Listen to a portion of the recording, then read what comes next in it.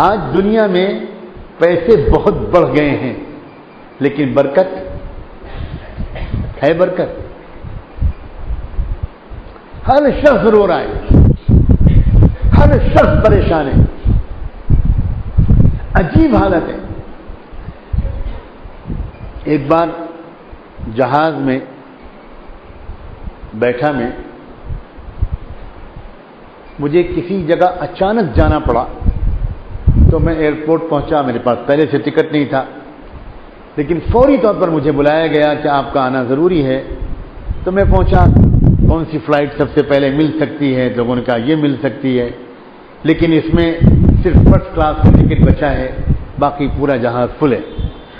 میں نے اپنے میزبانوں کو فون کر کے کہا کہ بھائی اگر اسی وقت آنا ضروری ہے تو پھر بزنس کلاس کا، فرسٹ کلاس کا ٹکٹ لینا پڑے گا۔ انہوں نے کہا آپ بالکل فکر نہ کریں، آپ اسی ٹکٹ سے آئیں، آپ کا ہونا ضروری ہے۔ میں وہ ٹکٹ لے کر اور وقت پر جہاز میں سوار ہوں۔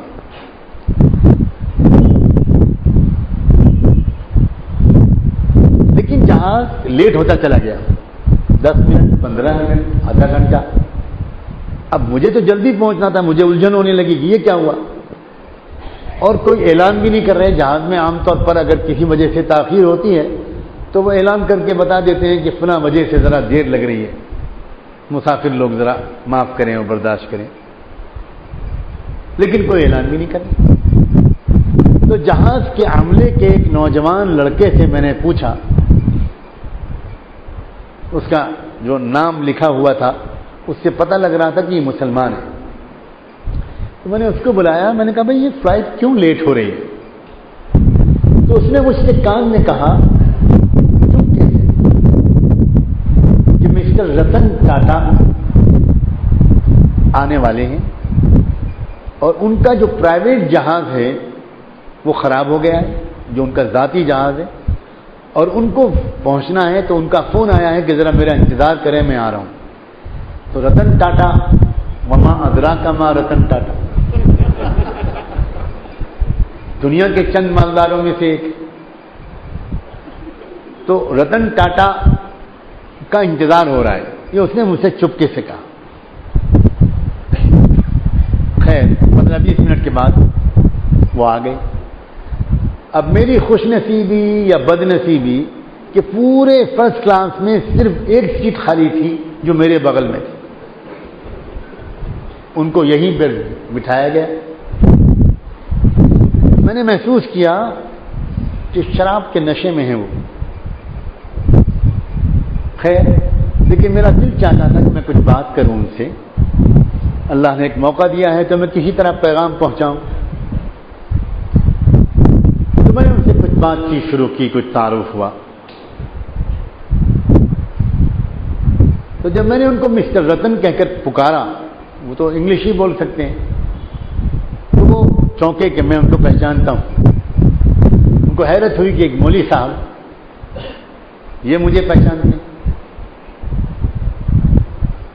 تو میں نے ان سے انگریزی میں بات کی اور میں نے ان سے پوچھا یہ بتائیں مسٹر رتن، آپ تو دنیا کے شاید سب سے زیادہ خوش آدمی ہوں گے۔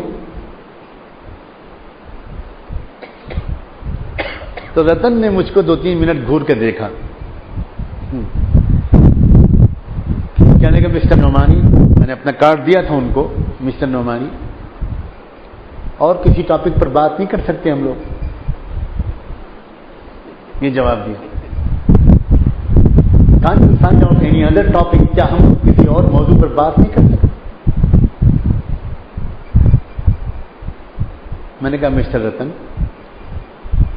آپ کا نام ہم سن رہے ہیں 10-20 سال سے، اور پچھلے چند سالوں میں تو بار بار تذکرہ آیا ہے آپ کا، کیونکہ آپ شاید دنیا کے تیسرے چوتھے مالدار آدمیوں میں سے ایک ہیں۔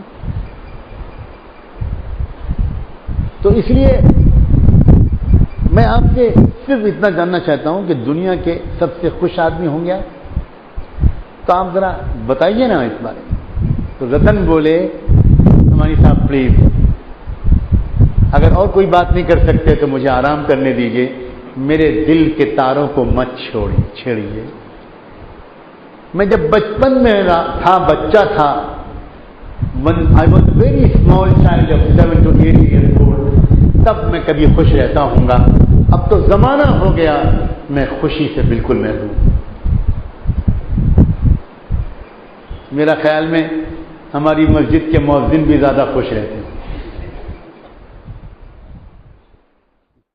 قائد محترم، قائد محترم.